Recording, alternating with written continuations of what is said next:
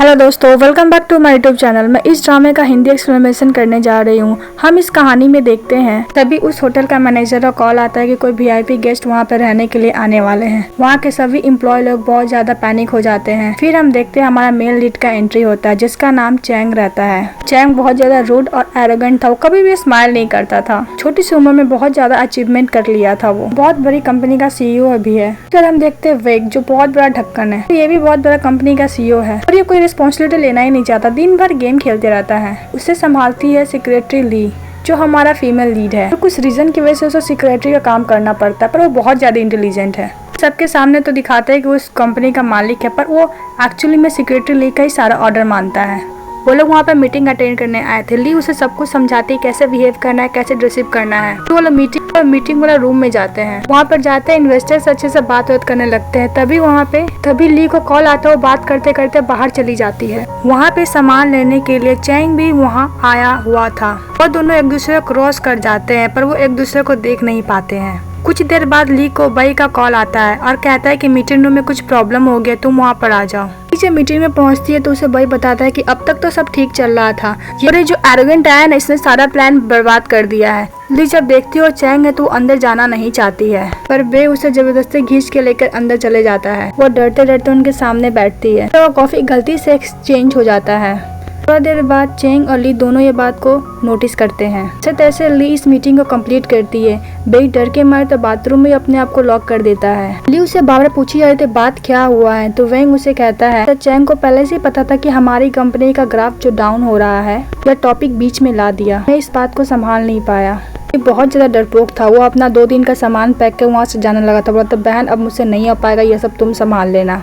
वो वहाँ से चले जाता है। देखते हैं कि ली चीन से किस तरह पहले से ही जानती है। वो फ्लैशबैक में दिखाया जाता है कि चीन वही खरोज प्रोफेसर है जो लिन को पढ़ाया करता था इकोनॉमिक्स। कुछ रीजन की वजह से वो अपना एग्जाम क्वालिफाई नहीं कर पाई थी। सेकेंड टाइम चैंग उसको एग्जाम देने भी नहीं दिया था। अपना प्रॉब्लम सॉल्व करने के लिए अपना फ्रेंड जिंग को कॉल करती है। वो उसको सारा बात बताती है। उसे एडवाइस देती है तुम 2 दिन के लिए इनको जेल में रखवा, सारा इन्वेस्टमेंट हो जाएगा, मर्जर हो जाएगा, फिर उसे जेल से निकलवा देना। ये को सही नहीं लग रहा था पर उसे कोई आइडिया खास आ भी नहीं रहा था। जब वो नीचे पार्किंग लॉट में जाती है तभी वो चैंग को कहीं जाते हुए देखती है। वो उसे फॉलो करते रहती है। साथ में जेंग भी थी। तभी चैंग को लगता है कोई उसे फॉलो करता है। वो बाहर निकल कर देखता है। आधे रास्ते से ही चले आता है। वो लिन को देख लिया था कि नहीं, ये तो पार्ट 1 में हम लोग को नहीं बताया है, आगे हम लोग को पता चल जाएगा। तभी चैंग को एक ट्रक से बहुत बड़ा वाला एक्सीडेंट हो जाता है। लिन जल्दी से निकल कर देखती है, उसे हॉस्पिटल इमीडिएटली लेकर जाती है। दूसरी तरफ हम देखते हैं कि वही एक होटल में मस्ती से बैठकर डिनर कर रहा था। अपना एक्स गर्लफ्रेंड को मैसेज करता है। कोइंसिडेंटली उसकी एक्स गर्लफ्रेंड भी न्यू बॉयफ्रेंड के साथ उसी होटल में आई थी। वो वही के बारे में बुराई करते हुए जा रही थी। जब वो सुनता है तो उसका न्यू बॉयफ्रेंड के साथ फाइट करने लगता है। उनके जो डॉक्टर तो ली को बताते को फिजिकली तो उसे कोई प्रॉब्लम नहीं है,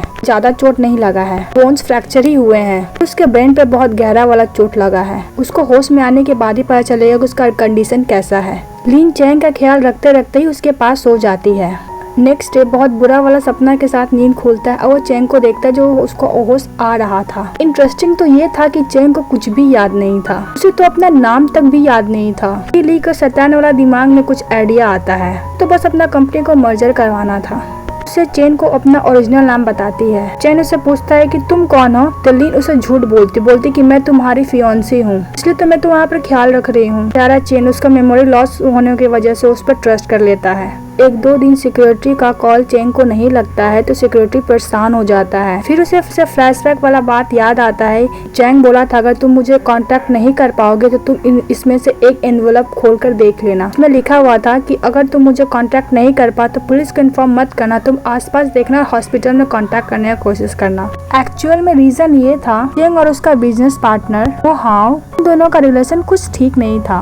वो जो था उस कंपनी का पैसे चोरी कर रहा था। ये बात चैंग को पता था। वो वार्न किया था पर वो चैंग का बात नहीं सुनता है। इसी बात को लेकर दोनों में आर्गुमेंट हुआ था। चैंग के एक्सीडेंट में मोहा का रिस्पॉन्सिबल है तो हमें आगे स्टोरी में ही पता चलेगा। मॉर्निंग में एक्सीडेंट के बाद उनका डिटेल लेने के लिए पुलिस ऑफिसर आते एक्सीडेंट के बारे में। कुछ बताती है तो बोलते कि तुम्हें पुलिस स्टेशन आना होगा। चैंग को बोलता है तुम यहीं पर रुको, मैं थोड़ा देर में आती हूँ। इसी तरह वे भी उन दोनों के साथ पुलिस स्टेशन में ही था। दोनों के बीच में फाइटिंग जो हुआ था फिर वो दोनों एक दूसरे से लड़ने ही लगते हैं। ली ये एक्सीडेंट के बारे में जानना चाहती थी पर पुलिस ऑफिसर से कुछ डिटेल अच्छे से देता नहीं है। पुलिस ऑफिसर को बोलती जो एक्सीडेंट हुआ था वहाँ पर सीसीटीवी कैमरा तो होगा, वहाँ वो वाला लेने के लिए उसको बोलती है। दूसरी तरफ हम देखते हैं वही उसके बॉयफ्रेंड से लड़ रहा था। वहाँ पे लीन आ जाती है। लीन आने के बाद वो वहाँ तो वेट तुरंत चेंज हो जाता है क्योंकि उसको पता था कि ली उसे बचा लेगी। पुलिस ऑफिसर से बात करती है। उन दोनों के बीच में कोई कंप्लेन नहीं होता है, उन दोनों को कोई पनिशमेंट नहीं मिलता है और उन दोनों के बीच में फ्रेंडशिप भी हो जाता है जो बिल्कुल भी करना नहीं चाहता था। फिर हम देखते हैं कि जो चेन का एक्सीडेंट किया था ट्रक ड्राइवर, उसे मिलने के लिए एक आदमी आता है। उसे किसी ने भेजा था।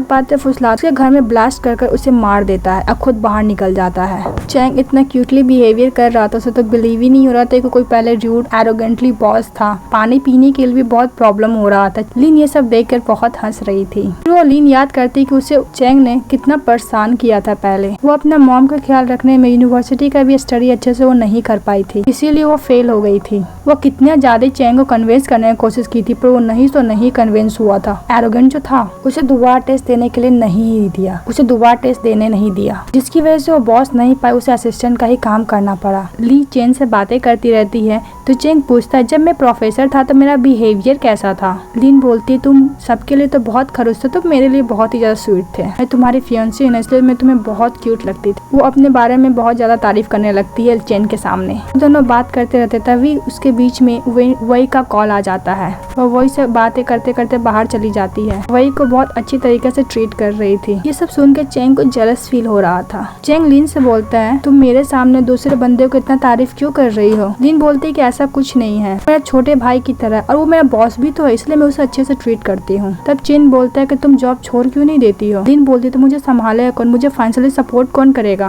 फिर चेन बोलता है क्यों मैं ये नहीं कर सकता हूँ। लीन यहाँ पे थोड़ा सा अनकंफर्टेबल हो जाती है और वो वहाँ पे उसको सुलाकर बाहर चली जाती है। फिर हम देखते हैं जिस बंदे को ट्रक ड्राइवर को मारा था ना, वो चेन को ढूंढते ढूंढते हॉस्पिटल में भी पहुंच जाता है। तो वो चेन वाला रूम खोलने जाता है, ये एपिसोड यहीं खत्म हो जाता है। तो हम लोग नेक्स्ट पार्ट में जानेंगे कि वो चेन को ढूंढ लेता है या फिर नहीं। Thank you so much. अगर आपको हमारा वीडियो अच्छा लगा तो प्लीज लाइक एंड सब्सक्राइब कीजिए। सारंगे।